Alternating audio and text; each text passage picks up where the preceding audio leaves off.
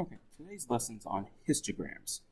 Histograms are like bar charts, but you only have one quantitative variable, only one category that you're worried about.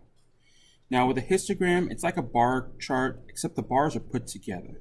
We can see in detail how a distribution moves within the same variable, and then we describe what's happening in detail.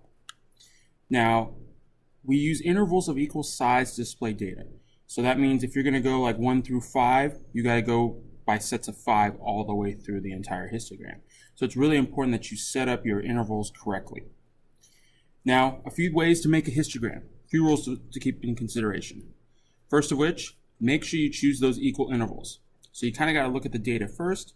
Then what you do is that you choose your intervals. Usually from there, it's pretty easy. Once you do that, you're making a frequency table to figure out how many fall within each interval. So it's not how many fall within each category, but each interval that you've already created. You want to draw, label, then scale the axis, just like we would do for a bar graph. And then when you make the bars, they're of equal width, but there's no gaps in between the bars.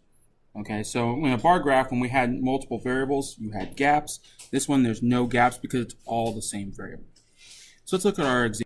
So in this example, we've got 22 candies, or 22 bags of trail mix, which they counted how many chocolate candies were in each bag. So with 22 of them, we've got to figure out a good interval for it. So the interval we'll come up with is 20s. So 1 through 20, 21 through 40, 41 through 60, all the way to 100. However, if you look, there's 3 numbers that are higher than 100. So now we're going to write that interval in there. So 101 to 120. So I want to make sure and include that. So from 1 to 20, there's nothing. From 21 to 40, there's 4. For 41 to 60, there's 6. For 61 to 80, there's 7. And 81 to 100 is 2. And there's 3 that are above 100.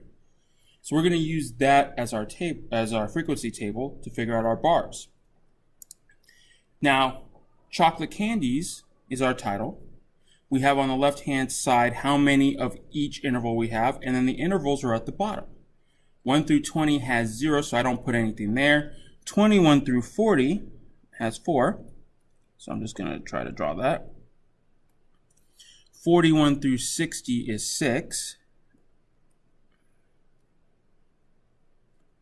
And I'm trying to do that. 61 through 80 is 7. Now if you notice, all the bars are together, and that's what it needs to be. 81 to 100 is 2.